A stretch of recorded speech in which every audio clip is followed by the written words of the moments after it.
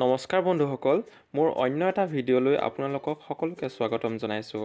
আজি মই বগৰী আচাৰ বনোৱাৰ এটা ৰেচিপি আনিছোঁ আৰু বগৰী আচাৰ কেনেধৰণে বনাব পাৰি, মিঠা বগৰী আচাৰ যিটো বহুত সোৱাদ টেষ্টি লাগে। আৰু চাওঁচোন আহক। প্ৰথমতে মই বগৰীখিনি ৩-৪ দিন ৰ'দত থৈ এতিয়া হাতেৰে এনেকৈ ফালি লৈছোঁ। কাৰণ ফালি লোৱাৰ এইটোৱে কাৰণ ইয়াতে গুড়খিনি সোমাব আৰু মছলা পাতিখিনিও ভালকৈ সোমাব যেতিয়া ফ্ৰাই কৰিম। সেইটো কাৰণে এনেকৈ আপোনালোকেও আঙুলিয়ে ফালি ল'ব বা কটাৰীয়ে বা চুৰিয়ে অকণমানকৈ ফালি ল'লেও হ'ব।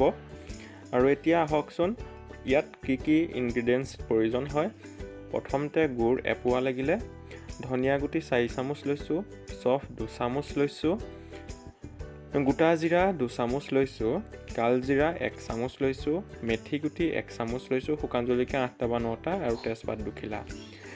এইখিনি প্ৰথমতে মই অলপ হাই ফ্লেমতে গৰম কৰিছোঁ। তাৰপিছতে ঠাণ্ডা হোৱাৰ পিছত মই মিক্সাৰ জাৰত দি মিক্স কৰি লৈছোঁ। এয়া দেখিছেই আপোনালোকে। আৰু এনেধৰণে বৰ সহজে বনাব পাৰিব। মই এতিয়া কেনেধৰণে ভাজিছিলোঁ সেইখিনিও দেখাইছোঁ। আৰু এতিয়া মই প্ৰথমে দিছোঁ মিঠাতেল। মিঠাতেল দিয়াৰ পাছত মই ইয়াত সৰিয়হ লৈছিলোঁ, সৰিয়হ 4 চামুচমান লৈছিলোঁ, সৰিয়হখিনিও ভাজি দিছোঁ। যেতিয়া ইয়াৰ উতল ভালকৈ উঠিব তেতিয়া মই শুকান জলকীয়া 4টামান দি দিছোঁ, বা আপোনালোকে জ্বলাটো চাই পেলাই দিব। তাৰপাছতে অলপ দেৰি লৰোৱাৰ পিছত মই ইয়াতে হালধি দিম। এয়া হালধি দিছোঁ আৰু হালধি দিয়াৰ পিছত ভাজিছোঁ। ভাজি কৰি এতিয়া যিখিনি মই ফালি ৰাখিছিলোঁ বগৰী, সেই বগৰীখিনি দি দিছোঁ। আৰু সেই বগৰীখিনি দি মই মিক্স কৰিছোঁ, অলপ দেৰি লৰাইছোঁ। 4-5 মিনিটমান এনেকৈ বা 3-4 মিনিটমান লৰোৱাৰ পাছত মই ইয়াতে নিমখ দিম। নিমখটো মই এইকাৰণেই দিছোঁ, মানে মিঠা বগৰী আচাৰৰ লগত অকণমান নিমখ হ'লে খাই আৰু মজা লাগে, সেইকাৰণেহে দিছোঁ। আৰু এতিয়া আকৌ মিক্স কৰি ভালকৈ লৰাই দিছোঁ। এইখিনি 2-3 মিনিটমান ভজাৰ পাছত তেতিয়া ইয়াতে আপোনালোকে গুড় যি ৰাখিছিলে সেই গুড়খিনি দি দিব, বা মই গুড় দি দিছোঁ। এয়া চাওক, গুড় দি দিয়াৰ পিছত 2-3 মিনিট ভাজিব লাগিব।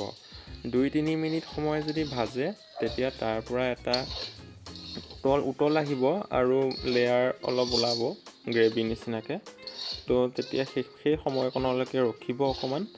আৰু সেই সময় হৈ যোৱাৰ পাছত তাতে মছলা যিখিনি যে থৈছিলে সেই মছলাখিনি মিক্সাৰত মিক্স কৰি ৰখা মছলাখিনি ইয়াত দি দিব।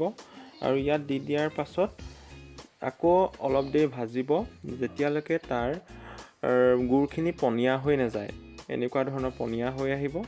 এই ধৰণৰ হৈ যোৱাৰ পাছতে তাতে 2 চামুচ ভিনেগাৰ দি দিব, হোৱাইট ভিনেগাৰ এইকাৰণেই দিবলৈ কৈছোঁ যাতে সেই বহুত দিন থৈ দিলেও আচাৰটো বেয়া হৈ নাযায়, বহুত দিনলৈকে খাব পাৰি।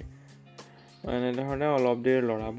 এয়া দেখিছে কি ধুনীয়া হৈছে আৰু খাওঁৱেই লাগি গৈছে।